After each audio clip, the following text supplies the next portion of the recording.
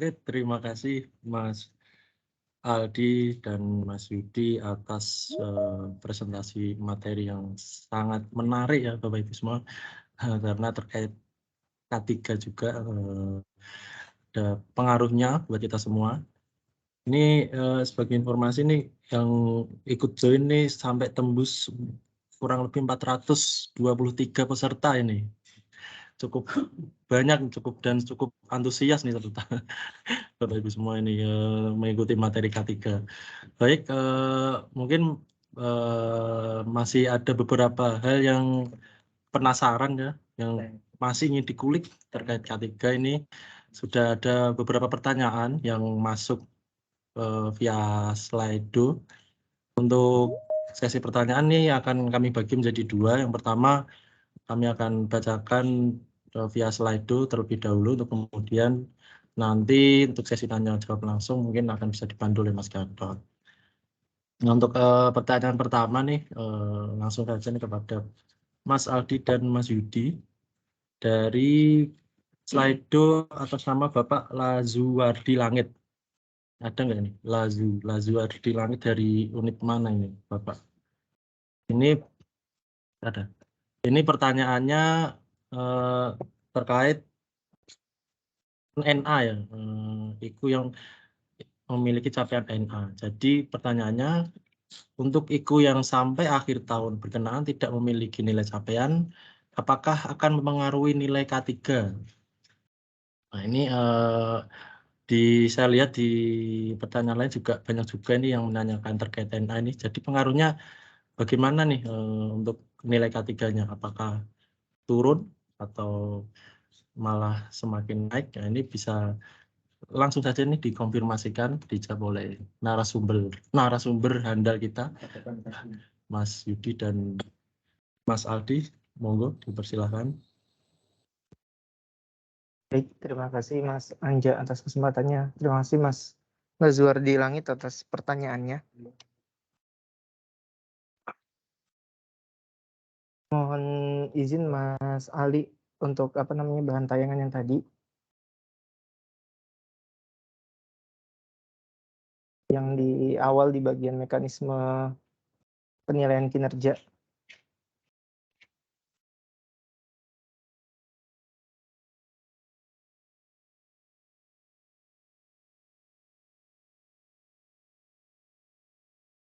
Ya, sambil menunggu ya. Jadi kalau untuk yang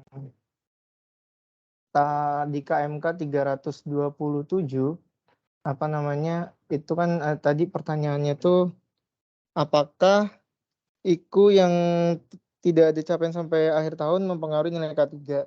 Kalau untuk di KMK 327 penilaian akhir dari K3 itu NKP K3 diperoleh dari 30% nilai perilaku dan 70% dari CKP K3. Kemudian CKP K3 diperoleh dari nilai K3 dikali CKP. Kalau untuk pertanyaannya adalah nilai K3 untuk dari kontrak kinerja yang telah ditetapkan tidak berpengaruh karena kualitas IKU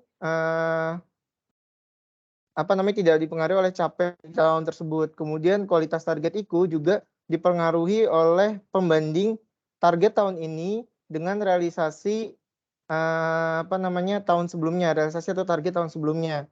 Nah, kalau untuk perhitungan CKP ada kemungkinan berpengaruh. Bisa lebih tinggi ataupun lebih rendah karena kan IKU yang NA itu sudah tidak diperhitungkan ya, harusnya sudah tidak diperhitungkan di ketika pembagian nilai CKP akhirnya berapa gitu. Jadi misalkan dia ada 6 IKU, nah yang satu NA. Harusnya awalnya mungkin kalau dia ada capaian dengan indeks 100 masuk dalam perhitungan jadi dibagi 6, tapi ketika dia NA 100-nya itu nggak masuk, hanya dibagi 5 aja. Seperti itu untuk di KMK 327. Nah, karena ini juga udah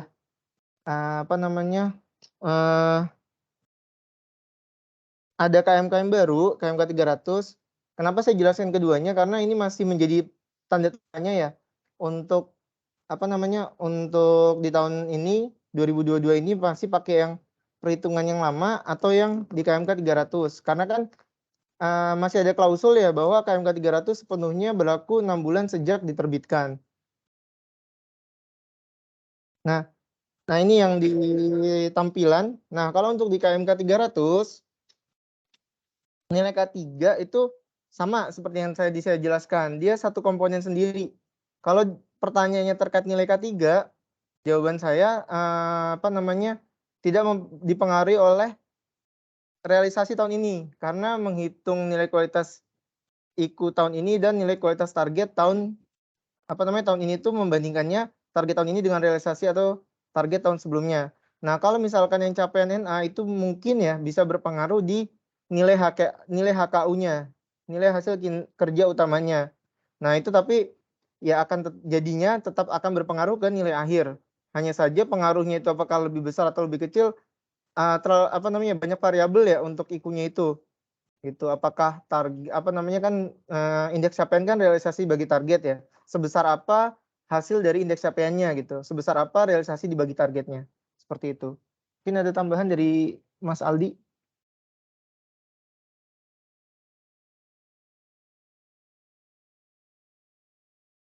Lanjut pertanyaan selanjutnya.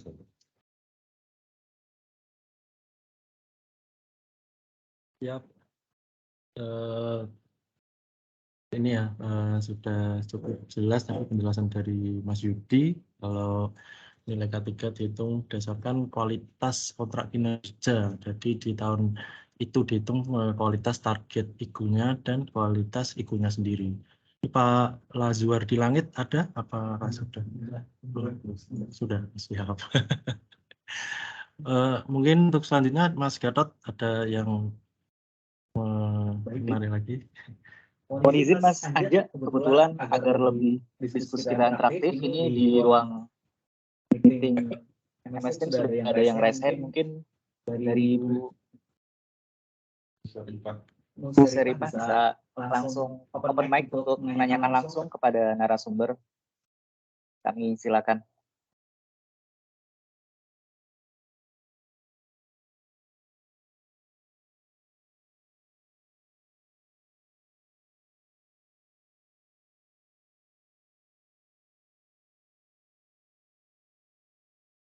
Ada Ibu Seripah mungkin atau sedang AFK?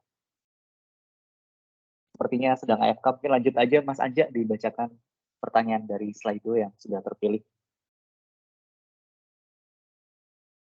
Ini dari tadi angkat tangan ya. Jadi kan kami juga nggak enak ini sudah angkat tangan nggak ditunjuk misalnya. Mungkin lanjut dulu ya untuk yang Slido dulu ya. Untuk Slido dulu ini yang tanya dari anonim nih Mas Yudi dan Mas Aldi nih, terkait status sudah review. Ini mungkin ini ya untuk para pengelola kinerja ya, mungkin bisa jadi perhatian. Jadi pertanyaannya, kapan kita bisa mengganti status sudah review pada review kontrak kinerja? Kemudian kontrak kinerja apa saja yang harus direview? Ini terkait kontrak kinerjanya pegawai yang mana saja harus direview dan mengganti status review. Mungkin kalau yang di menu pengelola kinerja ada ya, di menu review kontrak kinerja itu statusnya kapan nih kalau bisa mengganti status reviewnya. Mungkin pertanyaannya begitu. Sayangnya ini anonim nih. Silakan Mas Yudi dan Mas Aldi untuk menjawab.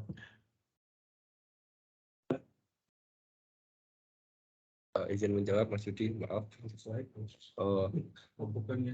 Untuk mengubah status menjadi sudah review itu dilakukan ketika kita sudah benar-benar yakin ya, benar-benar yakin dengan hasil review kita, terus kita pengelola kinerja kan kalau nggak salah ya bisa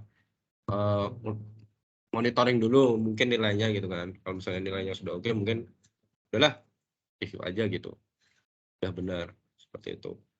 Kemudian yang harus kita review itu seluruh pegawai. Jadi mau tugas belajar atau pensiun 1 Februari pun masih kita review. Nah, yang nggak di-review yang per 1 Januari itu udah pensiun, itu mungkin kita nggak kita review, tapi mungkin masih masuk di monitoring kalau nggak salah. Kemudian apalagi tadi pertanyaan Mas? Kontrak kinerja Mas. Yang penting intinya kontrak kinerja yang mana saja harus direview. Seluruh pegawai sih kalau review K3 gitu. Ya, mungkin Mas Yudi mau nambahin? Ya, terima kasih Mas Aldi. Terima kasih tadi dari Bapak atau Ibu yang malu-malu ya. Namanya tidak menggunakan nama jelasnya. Ya, jadi untuk pertanyaan yang tadi diajukan, yang pertama tuh kapan kita bisa mengganti status sudah review. Nah, kalau untuk mengganti status ini seperti yang dijelaskan oleh Mas Aldi, maksimal tanggal 31 Desember 2022. Nah, di ND yang telah disampaikan ya, ND dari Sekretaris DJPB, ND nomor 2578 tahun 2022. Di situ kami sudah menyampaikan bahwa untuk mengklik status sudah review tersebut diimbau dilakukan pada tanggal 30 Desember. Karena apa? Yang pertama ini kita harus memastikan dulu nih datanya sudah benar semua. Jangan sampai nanti ketika sudah diklik review, sudah review gitu ya, masih ada kesalahan. Karena untuk pembukaannya ini harus minta akses ke Sekjen. Itu yang pertama. Kemudian yang kedua, saat ini sedang ada masa transisi perubahan peraturan dari KMK, kalau K3 itu 327 ke KMK 300. Nah, khawatirnya nanti ada SE atau kebijakan atau arahan dari Sekjen gitu. Nah, kita antisipasi itu. Jadi nanti kalau misalkan ternyata ada ini kan ada beberapa perubahan nih di KMK 327 ke KMK 300. Khawatirnya ketika ada perubahan nanti repot gitu untuk membuka aksesnya lagi. Jadi untuk saat ini seluruh pengelola kinerja diimbau agar dapat melakukan review untuk seluruh kontrak kinerja dan seluruh IKU para pejabat dan pegawai di aplikasi performance. Untuk mengklik tombol sudah review diimbau pada tanggal 30 Desember. Kenapa tanggal 30 Desember? Karena tanggal 31 Desember itu hari Sabtu. Supaya tidak mengganggu hari liburnya, seperti itu. Kemudian tadi konkin apa saja yang harus direview. Semua kontrak kinerja, semua IKU atau IKI yang ada di menu review K3 dari pengelola kinerja yang diinput oleh seluruh pejabat dan pegawai di masing-masing unitnya, maka wajib direview. Termasuk kalau misalkan ada pegawai yang baru promosi atau baru mutasi ke unit Bapak Ibu sekalian, itu harap dicek apakah sudah direview atau belum oleh pengelola kinerja di unit lamanya. Jangan sampai nanti terlewat, ternyata tidak terreview. Baru tahu ketika misalkan setelah DS SK NKPK 3-nya. Nah, kalau udah seperti itu kan udah lewat ya dari batas waktu. Dari batas waktu review. Khawatirnya seperti itu. Jadi mohon dicek sekali lagi atau berulang kali ya. Jangan sampai ada yang terlewat kontrak kinerja ataupun IKU yang tidak terreview. Itu aja dari saya, Mas Anja dan Mas Gatot. Tambahan dari Mas Aldi, silakan. Mumpung saya ingat ini, status monitoring sudah review itu cuma lihat kalau misal satu IKU udah direview gitu, dia otomatis kayak udah kebaca sudah review gitu. Nah itu minta tolong diperiksa lagi, siapa tahu ada IKU yang belum direview atau biasanya kan saya kasih kriteria dulu, ntar kalau misalnya bandingin sama target sebelumnya, ntar saya kumpulin dokumennya dulu. Nah itu kadang kan ada yang kayak gitu. Nah itu dicek lagi, jangan sampai kita cuma lihat monitor sudah review tapi ternyata kita belum sampai selesai reviewnya. Kemudian tombol klik belum review itu saya juga pernah nemu dia belum review sama sekali tapi sudah ngeklik tombol reviewnya itu minta tolong agar segera menghubungi PIC masing-masing kalau misalnya ada kejadian seperti itu mungkin baru ya jadi nggak ngerti mungkin tinggal klik tombol sudah review udah benar terus dia klik apa yang tombol belum review itu aja sih yang mau saya tambahin. Izin menambahkan kembali. Tadi kalau misalkan Mas Aldi kan bilang tuh ada status reviewnya sudah berubah gitu. Nah, tetap harus dicek ke dalam ya. Lihat di kontrak kinerja dan IKU-nya. Karena ini benar-benar terjadi di tahun 2020 gitu. Ketika statusnya sudah review, ternyata ada sebagian pegawai di suatu unit belum terreview. Jadi dia mungkin hanya login, sempat ngotak-ngatik isiannya gitu. Nah, ketika misalkan lama ditinggal kan, dia kan logout otomatis dari aplikasi. Nah, ketika klik mungkin dianggapnya sudah simpan, tapi ternyata di aplikasinya belum. Nah, dianggapnya oleh pengelola kinerja itu sudah direview. Ternyata belum. Dan baru ketahuannya itu bukan setelah di DS gitu, PSK-nya, tapi setelah dibayarkan.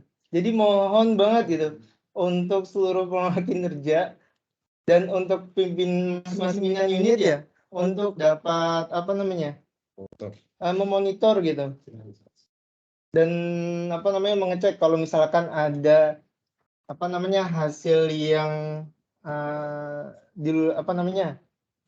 anomali ya tidak normal gitu agar dapat berdiskusi dengan masing-masing PIC-nya gitu. Mungkin itu tambahan dari saya. Terima kasih. Ya, terima kasih penjelasannya Mas Aldi dan Mas Yudi. Mungkin cukup jelas ya ini ya. Sayangnya nih yang nanya anonim nih.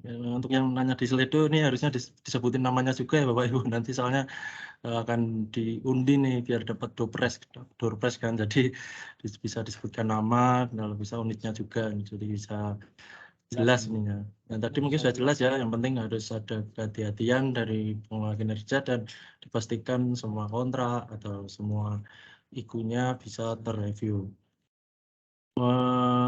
Satu lagi nih Mas Yudi, Mas Aldi dari Slido nih sebelum kita beranjak ke sesi tanya jawab langsung, ini ada dari Pak Agus nih, Pak Agus KPPN Bogor. Ada nih Bapak Agusnya ya. Ini menurut saya ini terkait jumlah IKU ya, jumlah IKU di kontrak kinerja. Jadi pertanyaannya, apakah pelaksana dapat memilih IKU untuk dalam kokin, misalkan cukup 2 atau 3 IKU dalam kokin yang bersangkutan, sehingga untuk mendukung IKU lainnya tetap dilaksanakan agar CKP K3 dapat maksimal.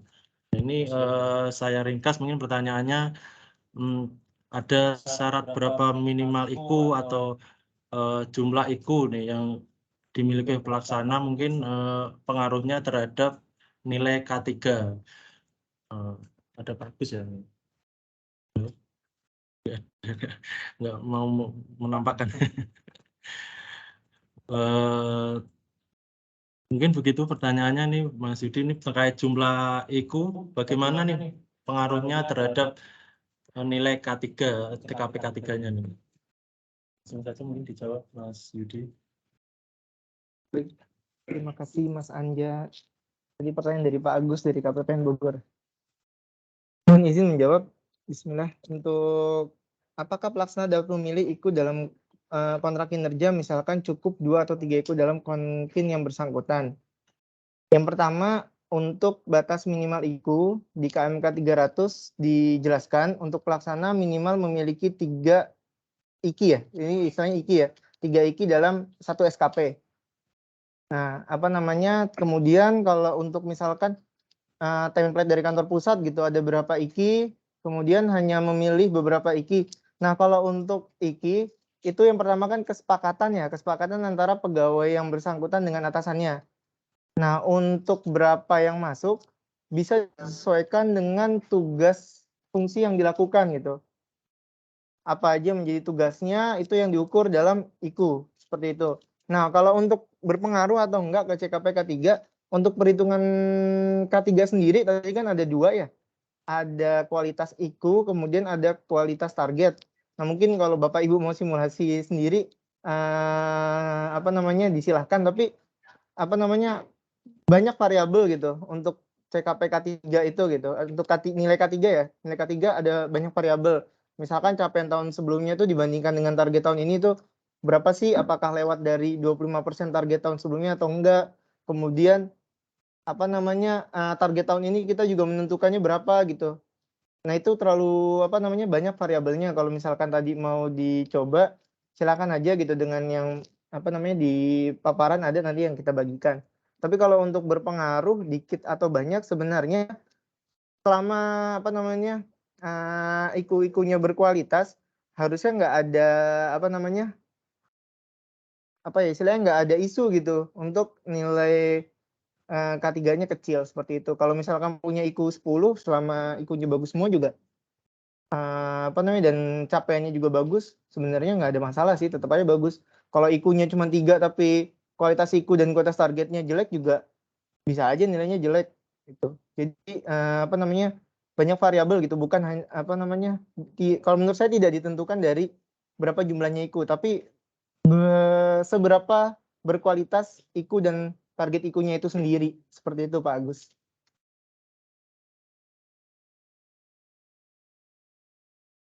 Mas Aldi ada tambahan mungkin?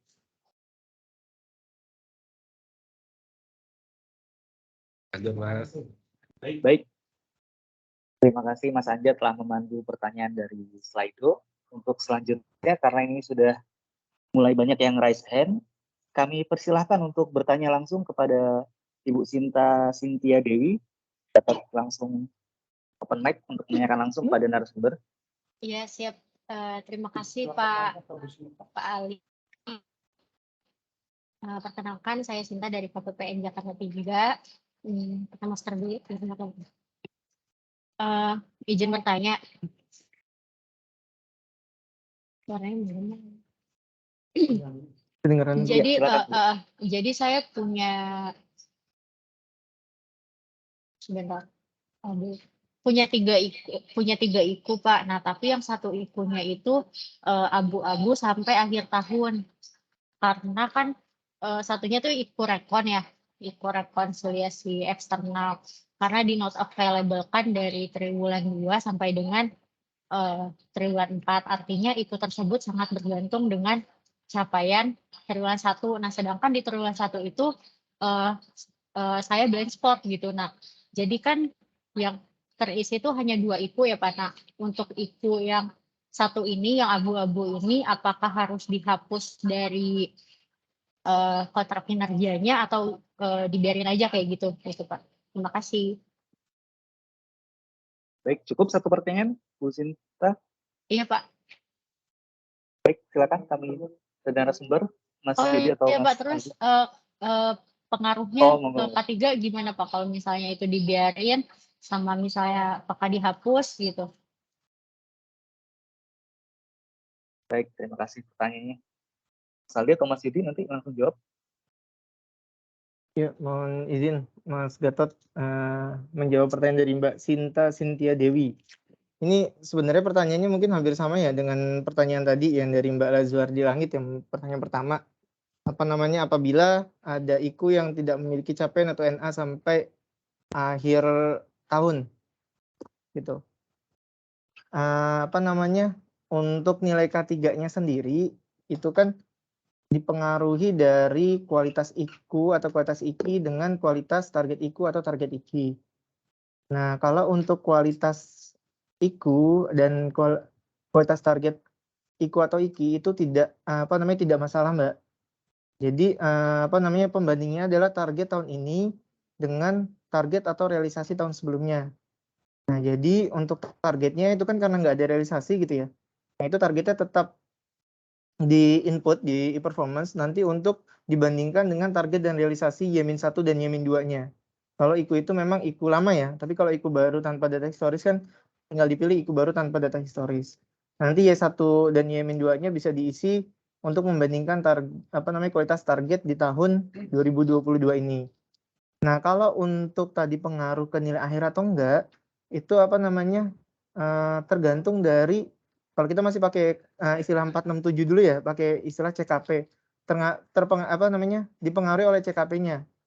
Nah, itu kan CKP itu dari indeks indeks capaian ya, realisasi dibagi target.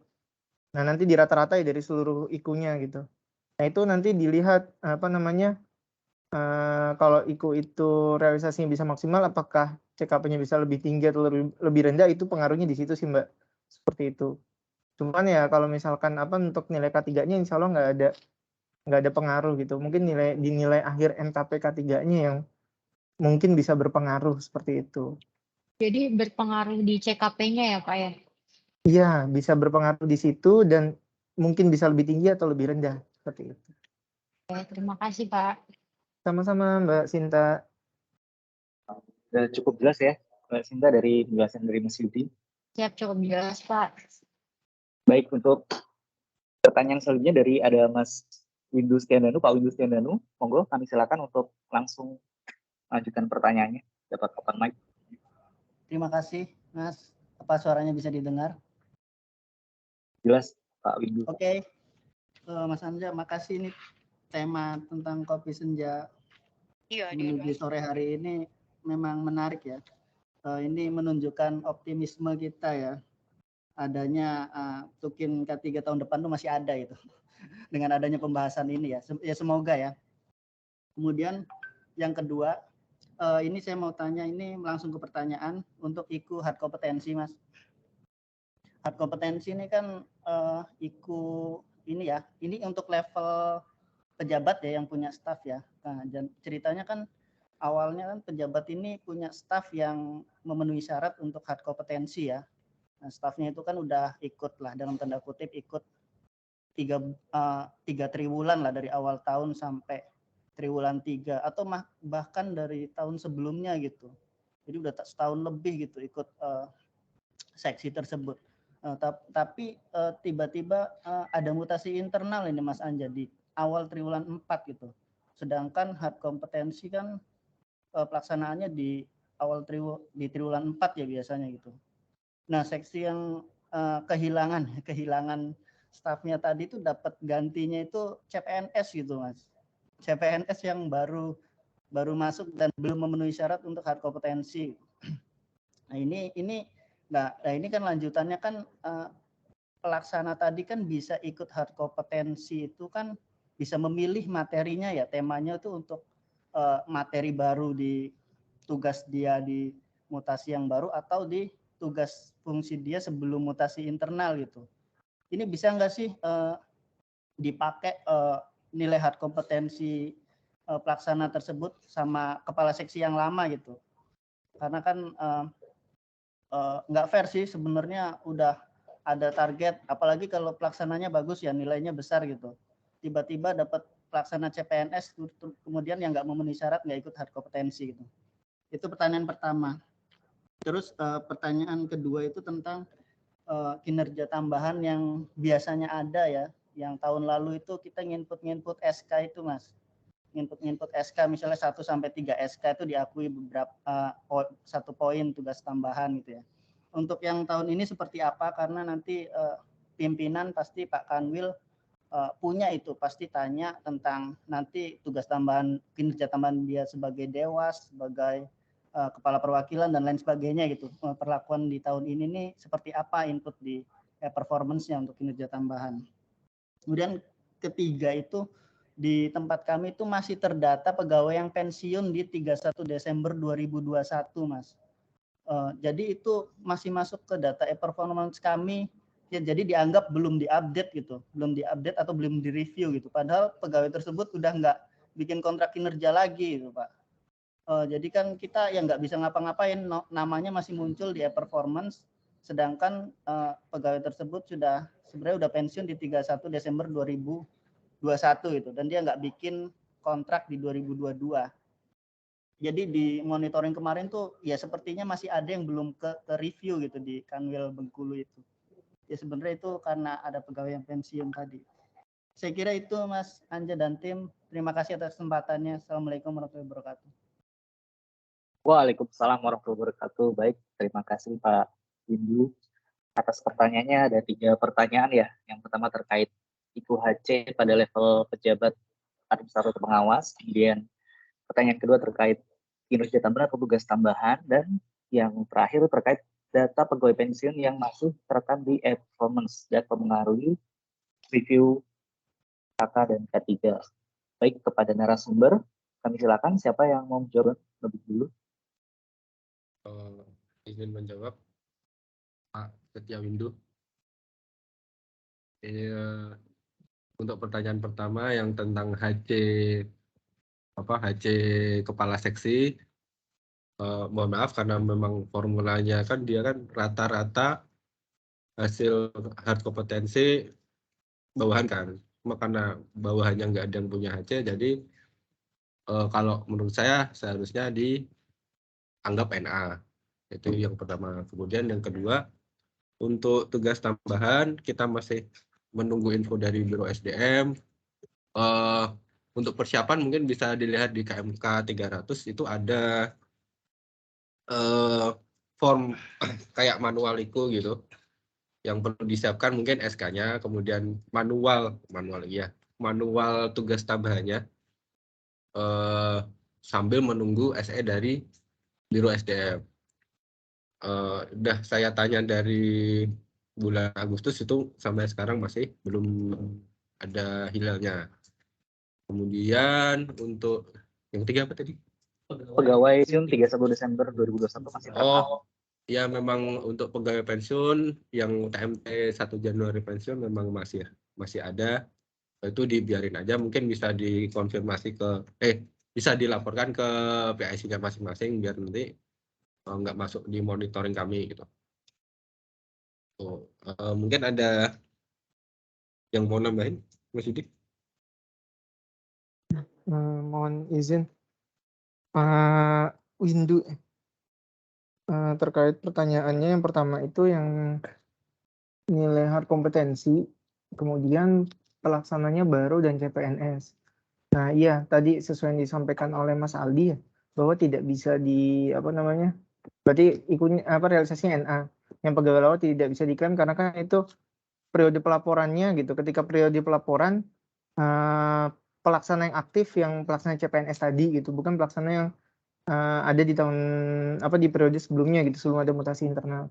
Itu yang pertama. Terus yang kedua, untuk kinerja tambahan tuh, nah kalau untuk yang kinerja tambahan ini kan hal yang baru ya di KMK 300 gitu. Kalau yang tugas tambahan tahun lalu tuh sudah dihapus gitu dengan adanya kinerja tambahan ini gitu. Terus mulai semester 2 nanti yang akan di semester 2 ini akan diakui adalah HKT gitu, hasil kerja tambahan. Nah, hasil kerja tambahan ini isinya mungkin kurang lebih sama ya dengan tugas tambahan atau IKI tambahan gitu selama memenuhi persyaratan di KMK 300. Nah, kalau yang kalau dulu ada kreativitas juga sudah digantikan tuh. Nanti terkait ide baru juga nantinya jadi istilahnya tahun ini jadi inovasi yang menjadi salah satu jenis dari HKT. Kalau di KMK 300 ada tuh di penjelasannya gitu. HKT itu apa aja? Ada ruang lingkupnya, ada inovasi, kemudian ada penugasan dalam squad team, sama penugasan lain. Dan di situ ada kriteria-kriterianya juga gitu, termasuk penilaiannya gitu. Mungkin nanti kita untuk lebih jelasnya kita mungkin di forum selain ini ya untuk pembahasannya gitu. Karena ini sangat mendetail gitu kalau misalkan harus membahas di sini mungkin itu. Ya. Bagaimana Pak Windu? Semoga pertanyaannya terjawab. Ada tambahan lagi mungkin? Oke, kalau begitu Mas. Makasih ya. Baik, terima kasih untuk.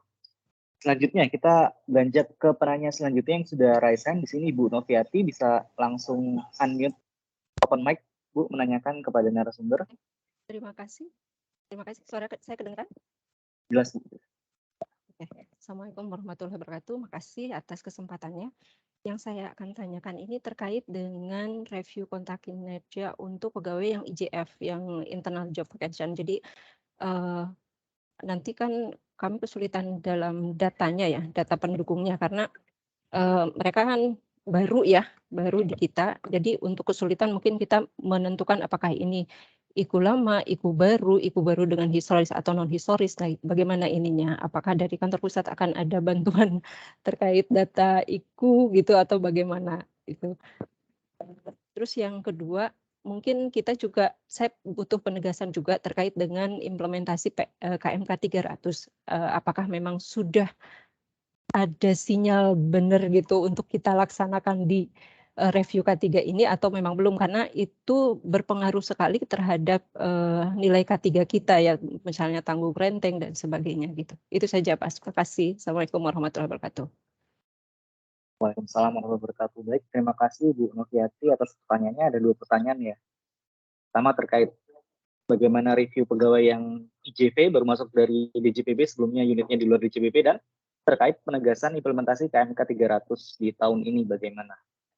Untuk narasumber, kami silakan siapa yang mau jawab. Izin menjawab untuk pertanyaan yang pertama, mungkin yang pertanyaan kedua Mas Yudi bisa membantu. Untuk pertanyaan yang pertama, karena mereka nggak ada dokumen kinerja itu ya jadi susah ya Bu. Nah itu saya ada trik dan triknya di aplikasi e-performance SMKO atau MMKO, user KSU, itu kita bisa lihat capaian target di tahun sebelumnya, Y1 sampai Y2. Jadi, share screen nggak ya? Bisa Bapak Ali, Ya. silakan share screen. Oh iya. Oh iya. Nanti mungkin bisa lebih lanjut ditanyain ke PIC itunya kali ya. PIC masing-masing, ya soalnya mungkin karena raja dan ini nggak semuanya pengelola kinerja. Itu ada tombolnya, jadi tombol mata kalau nggak salah deh, ikon mata. Oh, Mohon izin Bu Noviati, dari unit mana ya Bu?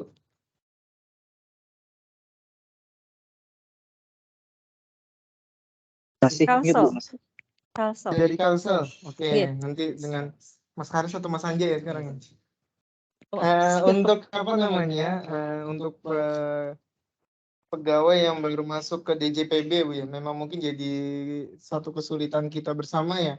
Karena kalau di kita sudah aplikasi intens ya, kalau sebelumnya fitur upload gitu, dan dokumen kinerja insya Allah kita di DJPB seluruh unit sudah rapi gitu ya untuk pelaksanaan review K3. Nah yang pertama tadi yang disampaikan oleh Mas Aldi, di menu review K3 itu ada kita bisa ngecek Y-1 dan Y-2-nya. Kita bisa lihat apa namanya karakteristik IKU-nya tahun lalu, kemudian target dan realisasi tahun lalu juga ada di situ. Selama yang bersangkutan merekam lengkap ya, gitu. Itu yang pertama.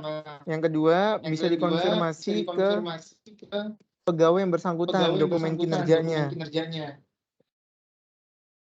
Atau kalau misalkan yang bersangkutan tidak bisa menunjukkan dokumen kinerjanya, cek. Ya, jika tidak bisa menunjukkan dokumen kinerjanya, bisa minta kontak pengelola kinerjanya yang di unit lamanya gitu. Jadi nanti Ibu langsung koordinasi saja dengan pengelola kinerja di unit lamanya. Atau yang ketiga, apa yang selanjutnya? Coba dicek di ininya Bu, di apa namanya? Dosirnya ya, dosir pegawai ya, kalau masih ada yang hard copy-nya, mungkin semoga ada di dosir pegawainya gitu. Mungkin itu sih Bu yang saya bisa tambahkan. Kalau untuk pertanyaan kedua tadi terkait apa ya Bu? Mohon izin Bu. KMK 300 Mas, penegasan. Oh, untuk penegasan implementasi KMK 300,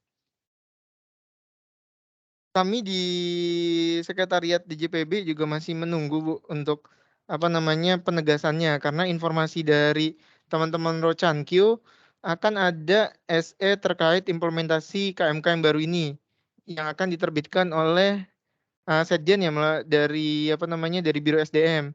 Namun sampai dengan saat ini belum ada informasi lebih lanjut Bu. Nanti kalau misalkan SE-nya sudah terbit, insya Allah pasti kami akan segera langsung sampaikan ke rekan-rekan pengelola kinerja di seluruh Indonesia.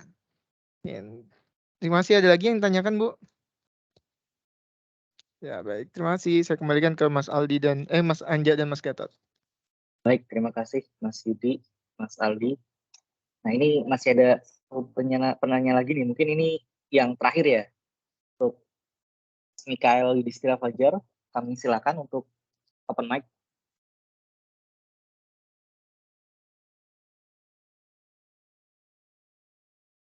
Saya Mikael, ini izin bertanya ada beberapa hal. Yang pertama itu terkait dengan kalau hard kompetensi. Jadi kan ada beberapa kan di tempat saya saat ini ditempatkan, itu tuh ada beberapa pegawai tidak bisa mengikuti hard kompetensi karena kebanyakan di sini saya bersama teman-teman itu CPNS beberapa. Sehingga ada beberapa kepala kasihnya tuh dapatnya tidak dapat nilai alias 0 atau NA.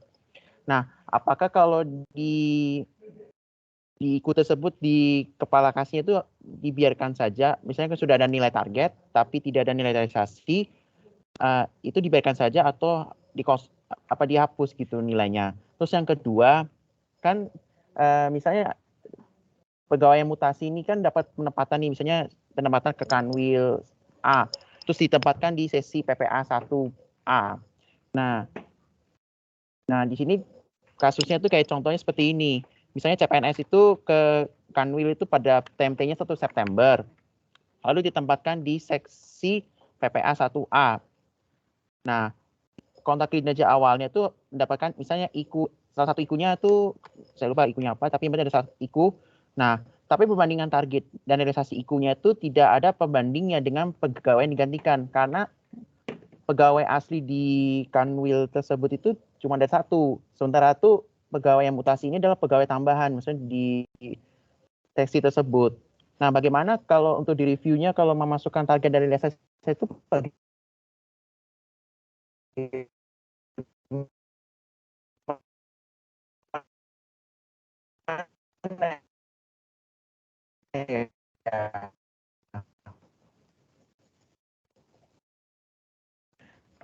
itu aja sih, Mas. Bagaimana suara saya dapat terdengar? Izin Mas Mikael, mungkin yang pertanyaan kedua yang poin terakhir agak putus-putus tuh, gimana tuh Mas? Setelah review membandingkan nggak ada maaf, yang... Pak. Ya. Saya mohon diulang. Karena tidak ada pegawai. Oh ya, baik Pak. Jika misalnya ada pegawai yang mutasi ke suatu seksi, Pak. Misalnya seksi PPA 1A. Nah, ternyata itu tidak ada pegawai menggantikan. Mereka menambah. Nah, bagaimana memasukkan perbandingan target dan realisasi IKU-nya dengan dengan pegawai yang mau digantikan? Apakah dibuat baru atau pakai yang pegawai yang sudah ada di situ? Begitu, Pak. Sekian. Terima kasih, Pak. Baik, terima kasih Mas Mikael. Ya, ada dua pertanyaan ya. Yang pertama terkait masih seputar hard kompetensi, gimana di ketika pejabat administrator atau pejabat pengawas pelaksananya CPNS semua, kemudian yang terkait mutasi ini membandingkan target realisasi itu dengan pegawai yang mau digantikan, mungkin dari Mas Aldi atau Mas Yudi mau menjawab? Coba. Ya, terima kasih Mas Gatot, terima kasih Mas Mikael. Ini dari unit mana Mas Mikael? Siap, saya dari unit Kanwil DJBP Provinsi Papua. Oh siap, ini Mas Mikael ini berarti masih CPNS tadi ya? Atau gimana? Iya, saya siap, benar CPNS. saya CPNS. Oke, gini Mas Mikael, coba karena masih berarti kan masuk sekitar bulan Oktober atau September ya di unit barunya. Nah, sebelumnya kami sudah pernah menerbitkan ND 2578. Coba dikonfirmasi ke pengelola kinerja sebelumnya atau ke Kasubag PK-nya gitu. Jadi di situ ada pedoman terkait penilaiannya. Nah, yang pertama terkait nilai HC tadi ya, untuk yang pelaksana CPNS dan atasannya tidak mendapatkan realisasi tahun ini, itu sebenarnya pertanyaannya hampir sama ya dengan pertanyaan yang sebelumnya gitu. Bagaimana kalau capaiannya NA? Jadi kalau untuk capaiannya yang NA tadi, targetnya tetap diisi. Gitu. Kalau untuk lebih jelasnya ada di lampiran ND yang tadi saya sebutkan itu ND 2578. Nah, karena untuk membandingkan kualitas target tahun ini yang nantinya akan dibandingkan dengan realisasi atau target di tahun sebelumnya. Itu yang pertama, terkait IKU yang capaiannya NA. Kemudian yang kedua, seperti yang dijelaskan oleh Mas Aldi tadi ya, ada kriteria IKU lama dan IKU baru. Kalau untuk pelaksana yang baru dan sebelumnya tidak ada yang tidak ada yang bertugas di unit itu berarti ya? Sebelum ada, tapi maksudnya pegawai yang bertugas di situ belum pindah dan itu menambah malah. Misalnya dulu Menambah. pelaksananya ada 1, jadi ada 2. Siap. Kalau seperti itu, karena ini kan kualitas kontrak kinerja ya. Seperti yang dijelaskan oleh Mas Aldi tadi, ada IKU lama dan IKU baru. Bisa melihat dari kontrak kinerja dan IKU pelaksana yang di unit yang sama tadi gitu. Ataupun misalkan ada di dalam unit pemilik petanya ya di Kanwil itu, apakah ada IKU yang sama? Kalau misalkan IKU yang sama, dilihat apakah itu masuk kriteria IKU lama atau ternyata malah IKU baru dengan data historis. Apakah formulanya sama atau satuan pengukurannya masih sama atau ruang lingkupnya gitu masih sama atau berbeda. Kalau masih sama berarti dianggap IKU lama. Nah, bisa dipilih IKU lama. Kalau misalkan ternyata IKU-nya sebelumnya udah ada tapi ada penyesuaian formula atau perubahan satuan pengukuran gitu ya, atau penambahan atau pengurangan ruang lingkup, itu bisa dianggap menjadi IKU baru dengan data historis karena ada pembandingnya gitu tahun sebelumnya. Kemudian kalau misalkan nggak ada pembandingnya, bisa dipilih IKU baru tanpa data historis. Mungkin penjelasannya seperti itu Mas Mikael, tapi untuk lebih jelasnya bisa melihat ND 2578. Kalau misalkan kesulitan mencari ND-nya bisa menyampaikan ke PIC-nya ya di grup pengelola kinerja organisasi Kanwil DJPB gitu. Seperti itu Mas Mikael. Baik, Apakah Pak. ada yang ingin tanyakan kembali? Satu lagi Pak, saya ternyata lupa terkait dengan itu komplement kan. Misalnya kalau pegawai mutasi kan berarti ada kontrak kinerja awal tahun sama kontrak kinerja komplement. Nah, kalau dilihat dari lapisan ND apa tadi? ND 2578. 2578 itu kan di poin belakang sih, halaman 4 halaman terakhir itu ada tentang contoh. Itu kan mengenai pegawai yang mengalami promosi. Nah, kalau pegawai yang mengalami mutasi itu misalnya terkait dengan kontrak kinerja awal di tahun lama, misalnya terjadi mutasinya tuh di Q2, sehingga kan misalnya nilai Q1-nya ada nilai 1 IKU, ada beberapa IKU juga tidak ada nilai Q1 tapi ada yang di Q2 atau di akhir tahun. Nah, saya mau bingungnya itu karena awalnya saya mengira waktu itu Q1-nya kalau Q1 jika ada nilai Q1, Q2 sampai Q4 nilai targetnya bisa dihapus. Sedangkan kalau Q1-nya tidak ada tetapi Q2 misalnya semesteran atau tahunan itu malah tidak dihapus. Apakah memang seperti itu atau memang harus dihapus semuanya atau bagaimana ya? Soalnya kalau kata Kasubag saya itu hapus atau gimana, masih bingung gitu. Iya, mohon izin Mas Mikael terkait pertanyaannya tadi. Jadi ketika seseorang mengalami mutasi atau promosi, maka kan ada memungkinkan seorang pegawai atau pejabat yang promosi tadi itu ada IKU yang targetnya baru ada di periode setelah mutasinya ya. Iya. Contohnya hard kompetensi lah ya, yang paling gampang gitu. Nah, ketika IKU belum ada realisasi, targetnya tetap dibiarkan saja. Jadi biarkan saja di IKU-nya, nanti realisasinya NA. Itu yang pertama. Kemudian yang kedua, kalau sudah ada realisasi, misalkan tadi pindahnya di bulan Juni, berarti kan capaiannya sampai triwulan 2 nih.